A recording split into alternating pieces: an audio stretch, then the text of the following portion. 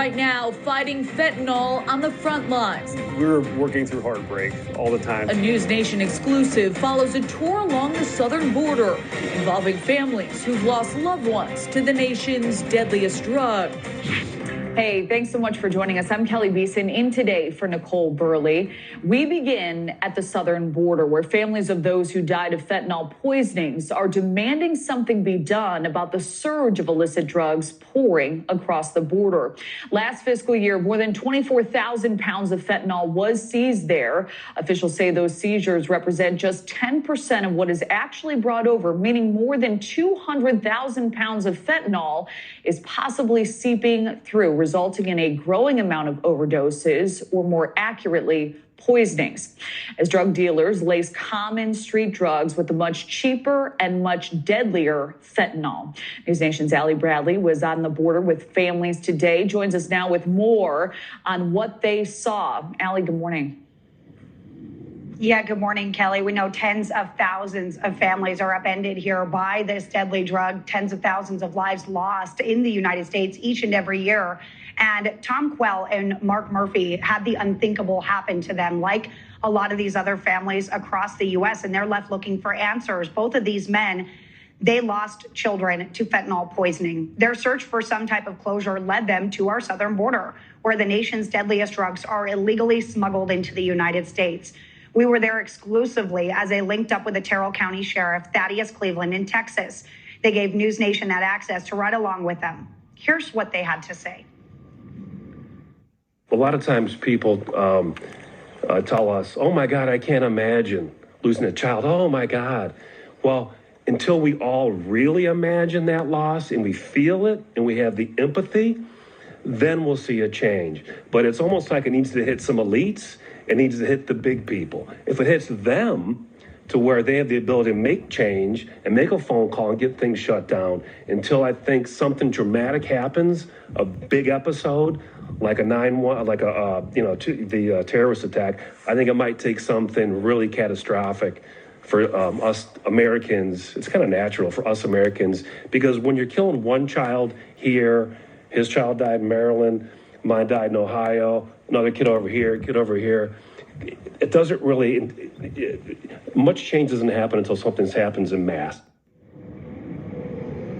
Now, Quehl and Murphy are both dedicated to ensuring what happened to them doesn't happen to anybody else. Quehl started a foundation in his son's name. It's called DOITFORJACK, with the goal of educating the community about the dangers of fentanyl. But they say lawmakers must act to stop the flow of fentanyl. Now, while we were out there, we actually ran into two gentlemen that were fishing, and both Mark and Tom were able to kind of take some time to educate them on the dangers of fentanyl. One of these young guys, Kelly, was actually in college, and he said, do not take anything. Consider every single pill to be laced with fentanyl to be potentially deadly. So they take every opportunity they can to outreach and to educate people. And the other thing they said, it doesn't bother them when people call it a fentanyl overdose. They said that it is an opportunity for them to educate and explain why it's a poisoning, Kelly.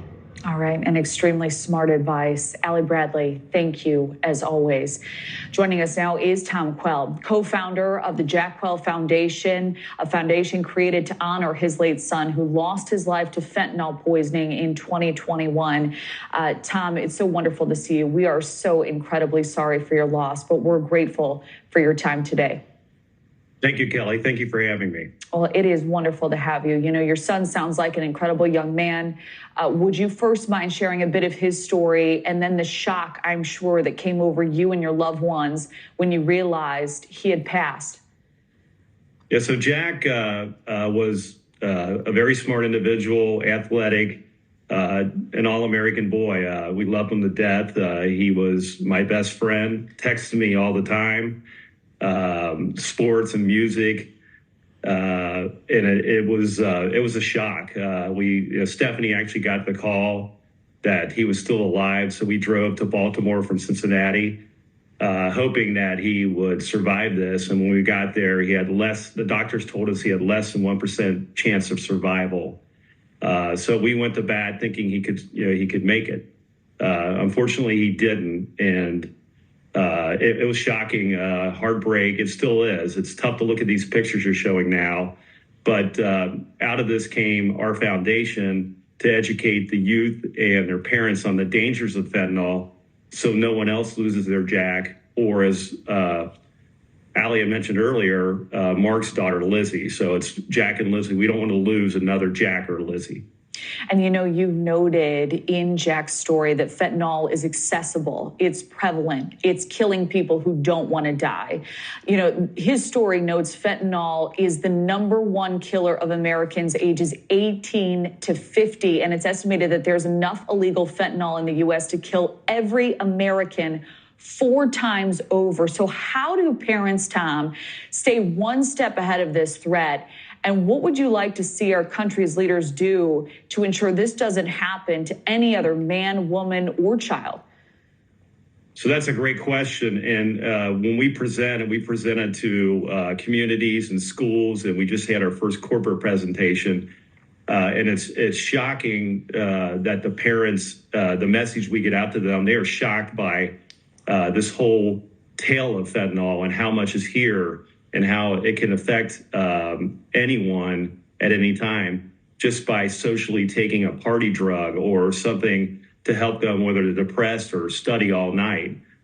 We always say, pass up the message, don't take anything from anyone, even if they say it's coming, it's prescribed, because you don't know that. Now 7 out of 10 pills are laced with fentanyl. So you have the chance of taking something from someone and it being fentanyl and killing you. You know, that's such smart advice, especially in this day and age. I'm sorry, did you have more to say? Yes, and our message is more about knowing the facts about fentanyl, and that's all we can do until someone makes the step and tries to really eliminate this from our society. And that's, basically going after, securing our borders, making it tougher for cartels to distribute this. And that whole scenario is something that is beyond me. But Mark Murphy, who was shown in the video earlier, is tied into our state legislation, and we have testified on making it tougher on dealers, tougher sentences for them when they get caught with fentanyl. So that it's a step-by-step process. What I'd like to see is, making beefing up our border patrol, who's very thin. The local communities like Sanderson, Texas, these folks are our front line, and they are thin and they are 24/7. And we wake up in the morning and have a cup of coffee or read the newspaper. They don't have the time to do that. They have to act and react. And I don't like the word react. I like the word act. And I like to be more proactive about this. And that's what we need to do. Well, we are so grateful for the hard work that you're doing. It's really for everyone in the country. You've said that these talks and presentations you and your wife do have been raising awareness, but they're exhausting. They're also cathartic. What keeps you going, Tom, and what's been the feedback you've received thus far?